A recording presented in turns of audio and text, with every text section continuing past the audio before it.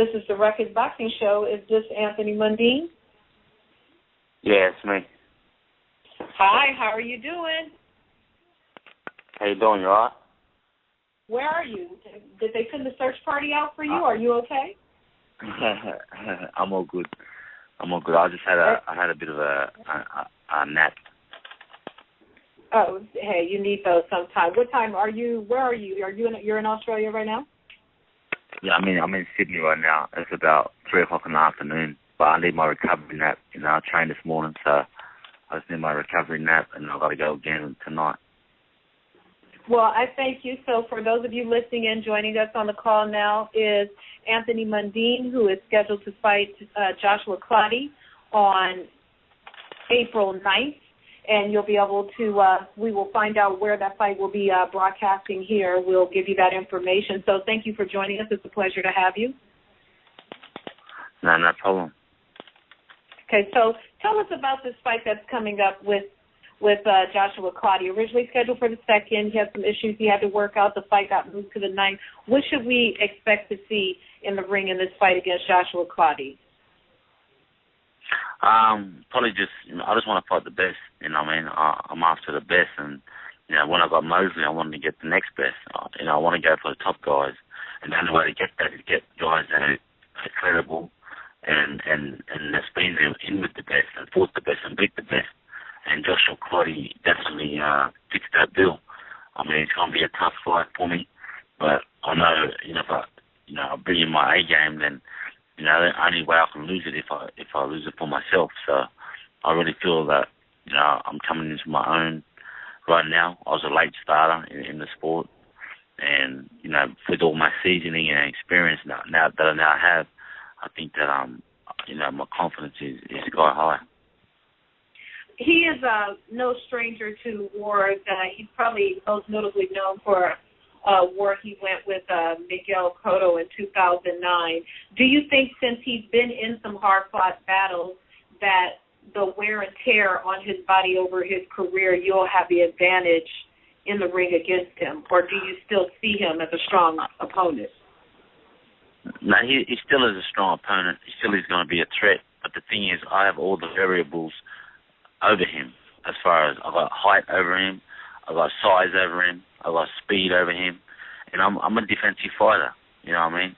I like to hit and not be hit, and I think that's going to tell.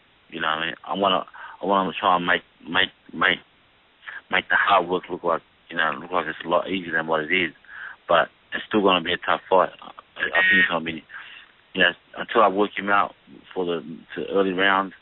I think that I want to be on. I have to be on my game the whole fight. I have to concentrate the whole fight.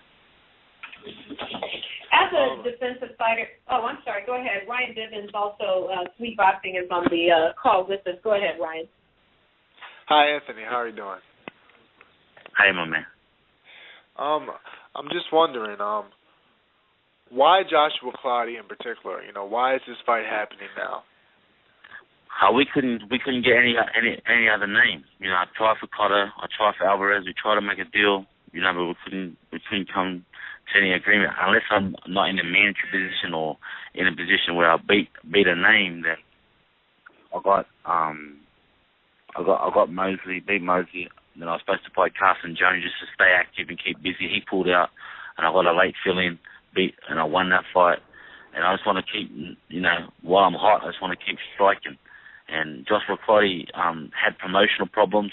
That's why he was a bit inactive over the last couple of years. But he's been in there with the best, and he's beat some of the best. He gave Farlers, he gave Judah, gave wars with Cotto. So I know the man can fight, and it's going to be a difficult fight, and that's why we chose him. And people know him in the boxing circles, so they know who he is and what he's done. Right. You're currently rated number 3 in the WBA. And the number 1 spot is vacant. Do you think that you'll be the number 1 contender after this win? Well, I'm hoping so. I'm not sure what the WBA going to do, but I'm hoping so. I just want to fight the best, whether it's a champion or whether it's a named fighter. And, I'm going to take whatever the best opportunity comes. And if the number 1, the mandatory, I started in that mandatory position, I'm willing to fight Lara. I'm willing to fight the best of them. Lara's one of the best out there. He moves up the champion now. So any champion or anyone that can fight and it's going to give me a good tussle, then I want to make them fights. Yeah, there was some back and forth between you and Lara on Twitter. Was there any contracts sent to each other? No contracts. I'm just I'd rather be patient. You know what I mean? Because you can't, if you're in a management position, a 75-25 split. You know what I mean?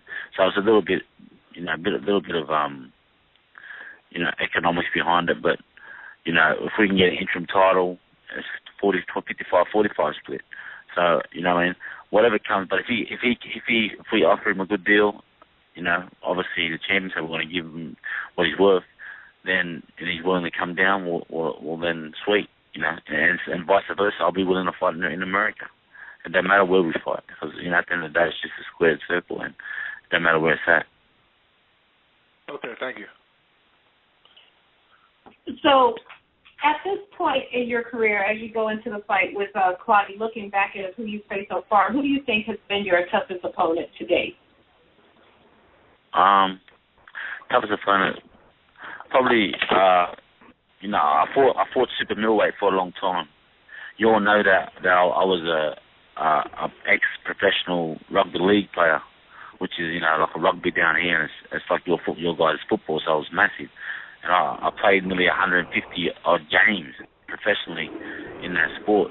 So I was a big guy. I was maybe 86 kilograms. I'm not sure how much that is pounds, but that's a big guy. And I dropped 10 kilograms, that's like 20, 25 pounds to fight a middleweight for a long time. But my body started to, readjust and come into become a fighter's physique.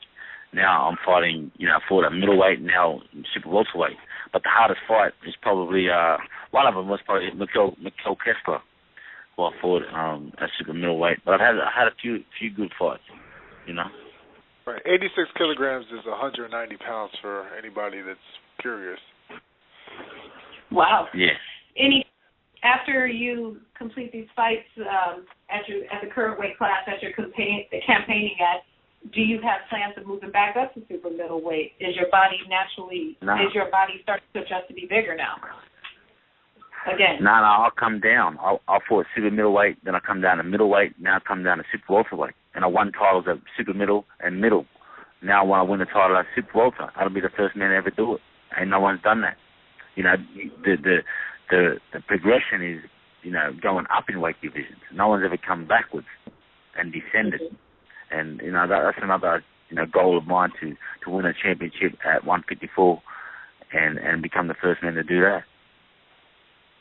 If you're unable to make the fight with Lara, how actively will you pursue a fight with Floyd Mayweather? He will still need an opponent for September. How actively will you throw your hat in the ring trying to make a fight with him?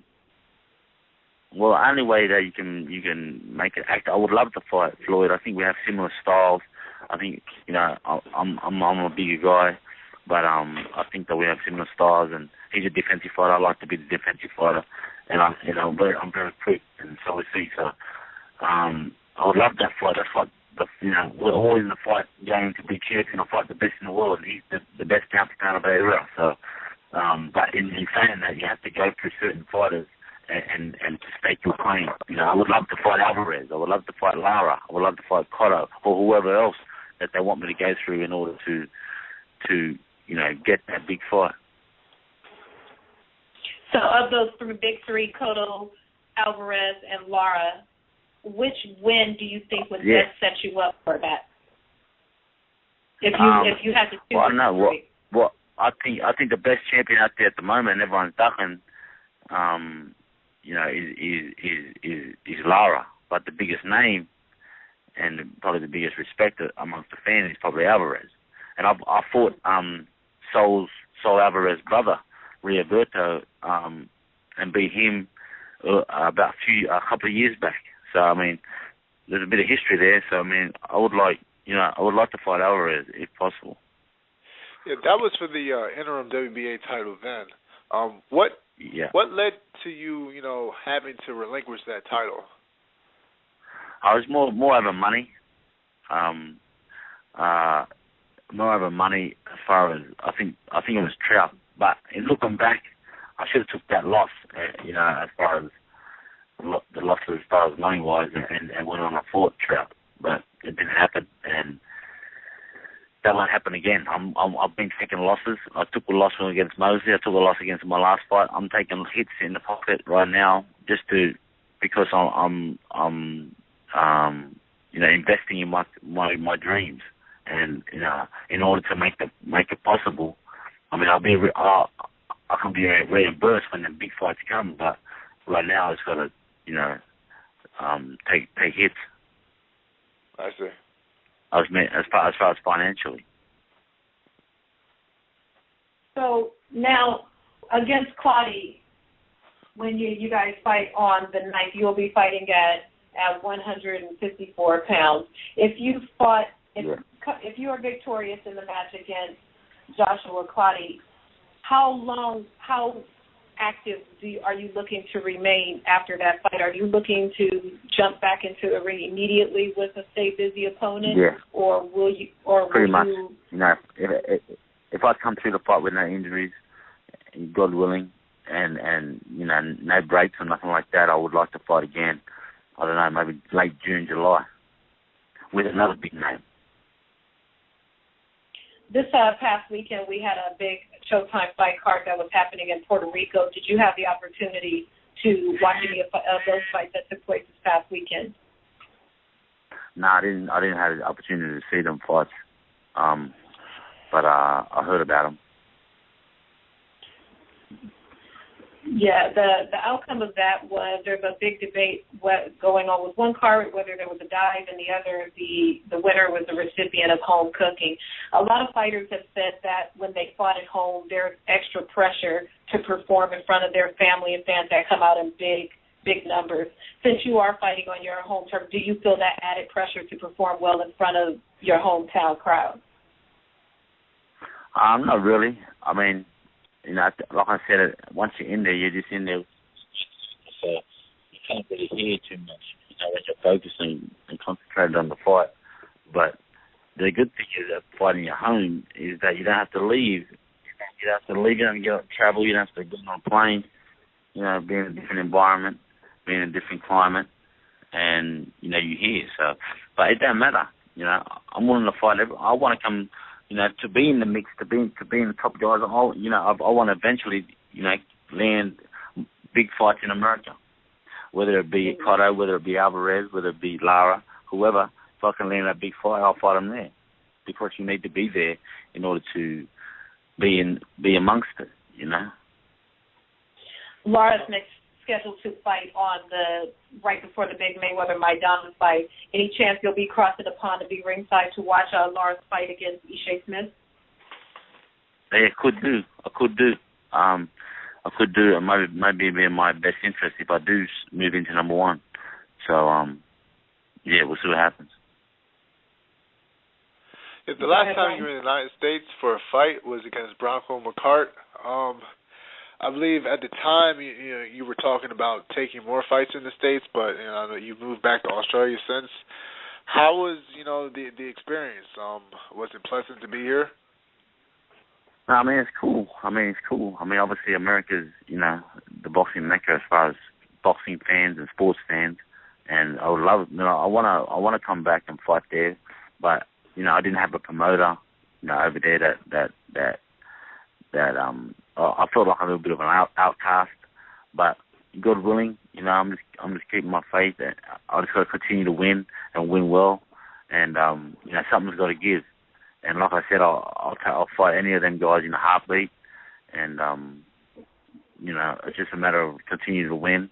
But I can't look past Claudia. Claudia's a dangerous fighter, but once I prove I want to beat him again, then I would have beaten one of Mosley. Would have been there with Claudia at that weight, and I'm getting used to sick welterweight. So I want to take on the best of them. And then long term, because you are starting to get a little older. once you finally do get that Floyd Mayweather fight or Saul Alvarez fight, whatever pinnacle fight you can get, what's after that? Is that you calling it a career? No, I want to get the biggest fight. I mean, the biggest fight is Floyd. As long as he's in the sport, then that's what I'm chasing. Okay. So for me, it's just line them up. I don't care who. I don't care where. Obviously, it's got to be, I'm willing to give up a little bit in order to make things happen. But obviously, I'm a prize fighter, so, economically it's got to be all right for me as well. I don't care if I just keep my TV rights. I don't care if I keep my TV. They don't have to give me a purse. Just give me my TV rights and let's get it on. That's how far I'll be willing to go in order to fight these guys. Right, but even Floyd is retiring, fairly soon. He has I believe 4 fights left, so he should be done by 2015. So when do you see yourself done? Well, until I'm satisfied, until I'm satisfied. That's why I feel rough times right now in my career as far as boxing career.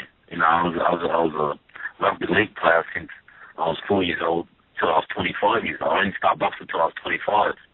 I didn't have my first fight till I was 25. That's why, look, and I'm disciplined. I don't drink, I don't smoke. All I do is dedicate myself, at the art and training and sport.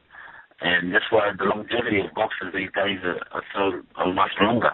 I mean, if you dedicate yourself like a Bernard Hopkins or, like guys like that, then age ain't not but a number. It's only, if it's affecting you, if it's affecting your speed, affecting your reaction or this or that, but none of that's happening yet. So I feel ready. Hopefully for another 2 years, 3 years. But as long as I'm satisfied to get what I want out of the sport, then I'll pick him up. Okay. Well, I thank you for those of you, and of course, we're joined by Anthony Mundine, who's scheduled to fight Joshua Clottey on April 9th. For those who want to keep up with you, of course, we'll be publishing information on your fight, so we can tune in here on the other side of the pond. If fans want to keep up with you, where's the best place where they can keep up with you? Yeah, no problem. Thanks very much.